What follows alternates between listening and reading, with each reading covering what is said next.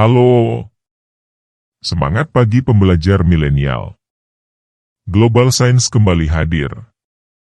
Hari ini kita akan belajar kimia dengan topik materi. Seperti yang sudah kita pelajari sebelumnya. Kimia merupakan ilmu yang mempelajari tentang sifat, struktur, komposisi, reaksi, serta energi yang menyertai reaksi suatu materi. Sekarang kita akan mengenal lebih jauh tentang materi dan klasifikasinya. Materi adalah segala sesuatu yang mempunyai massa dan menempati ruang. Jadi materi adalah segala sesuatu yang punya massa dan punya volume. Baik. Kita tinjau klasifikasi materi.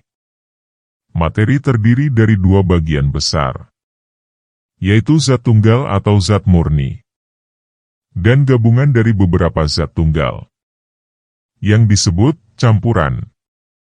Yang merupakan zat tunggal adalah unsur dan senyawa. Campuran dibagi dua jenis, yaitu campuran homogen dan campuran heterogen. Demikian klasifikasi materi.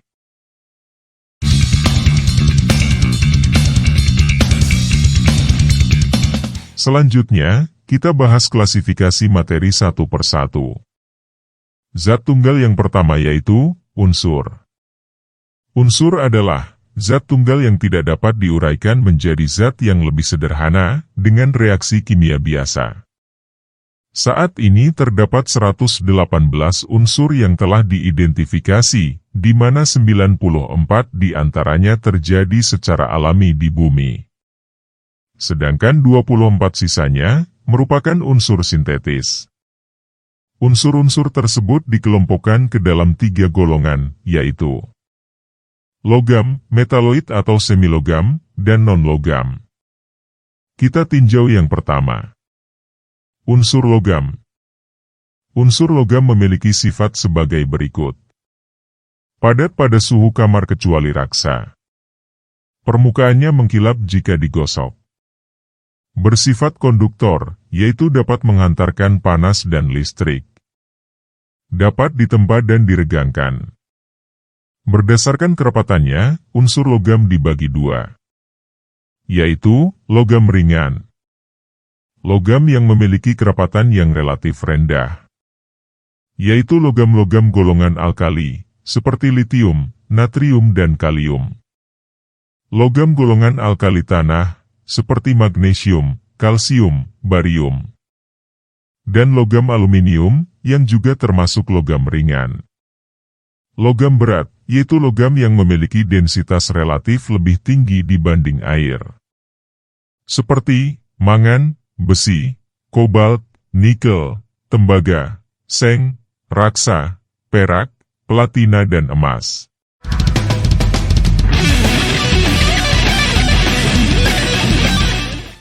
Selanjutnya, metaloid atau semilogam.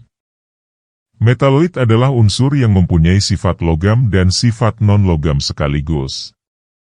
Contohnya, boron, silikon, germanium, arsen, antimon, telurium, polonium dan astatin.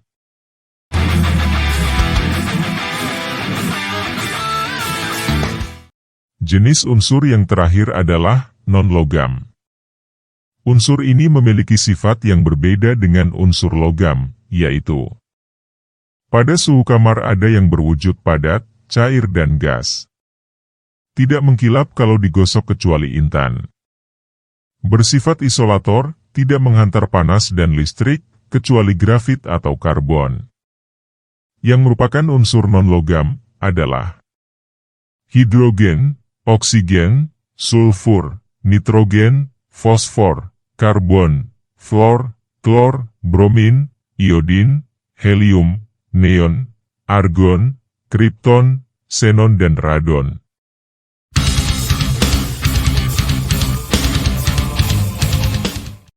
Zat tunggal berikutnya adalah senyawa.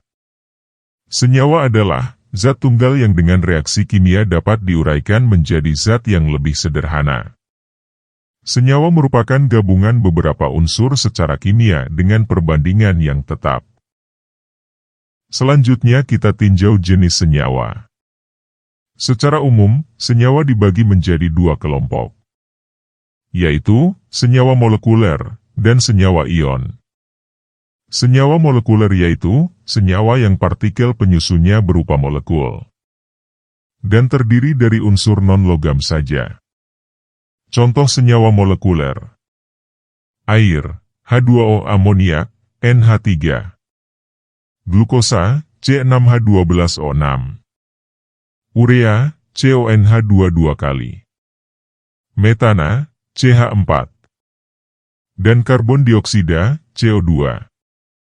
Senyawa ion adalah senyawa yang partikel penyusunnya berupa kation atau ion positif, dan anion atau ion negatif. Senyawa ion umumnya terdiri dari unsur logam dan non-logam. Contohnya: natrium klorida, NaCl, kalium nitrat, KNO3, barium sulfat, BaSO4, amonium karbonat, NH4 2 kali CO3, kalsium fluorida, CaF2, dan magnesium bromida, MgBr2.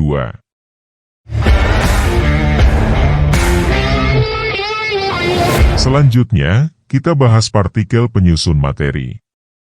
Partikel penyusun materi dapat berupa atom. Atom adalah partikel penyusun unsur yang tidak dapat diuraikan lagi. Partikel penyusun atom adalah proton dan neutron yang terletak pada inti atom, serta elektron yang mengelilingi inti atom. Partikel penyusun materi yang kedua adalah molekul. Molekul adalah partikel yang terbentuk dari gabungan beberapa atom melalui ikatan kimia.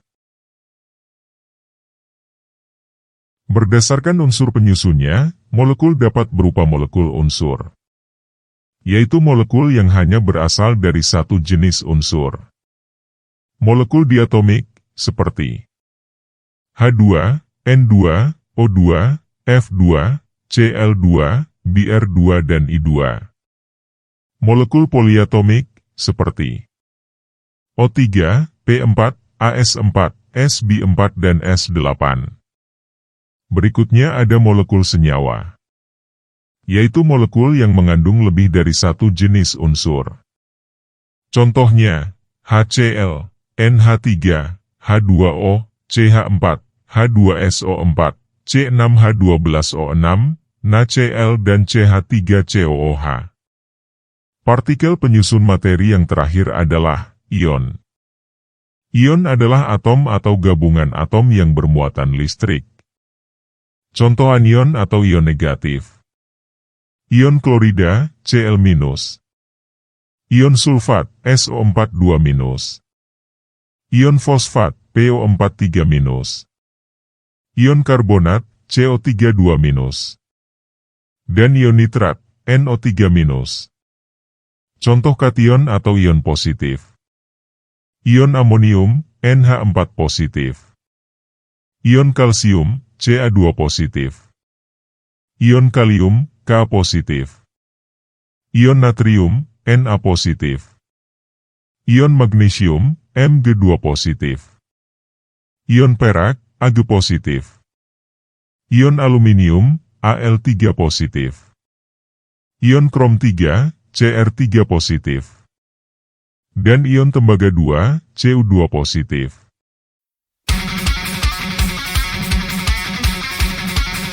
Yang terakhir, kita bahas campuran. Campuran adalah gabungan dari beberapa zat tunggal. Campuran dikelompokkan menjadi dua jenis. Yang pertama, campuran homogen. Campuran homogen adalah campuran sempurna dari beberapa komponen sehingga komponen penyusunnya tidak dapat dibedakan lagi. Contohnya, larutan gula, yaitu campuran gula dan air. Udara yaitu campuran gas nitrogen, oksigen, karbon dioksida, metana dan lain-lain. Larutan garam, yaitu campuran garam dan air. LPG, yaitu campuran gas butana dan propana. Kuningan, yaitu campuran seng dan tembaga. Emas 22 karat, yaitu campuran logam emas, tembaga, perak dan platina. Bensin, yaitu campuran dari senyawa hidrokarbon. Kemudian, campuran heterogen. Campuran heterogen adalah campuran tidak sempurna dari beberapa komponen sehingga komponen penyusunnya masih dapat dibedakan. Contohnya, air lumpur, tanah, campuran minyak dan air, susu, beton, es krim, dan minuman bersoda.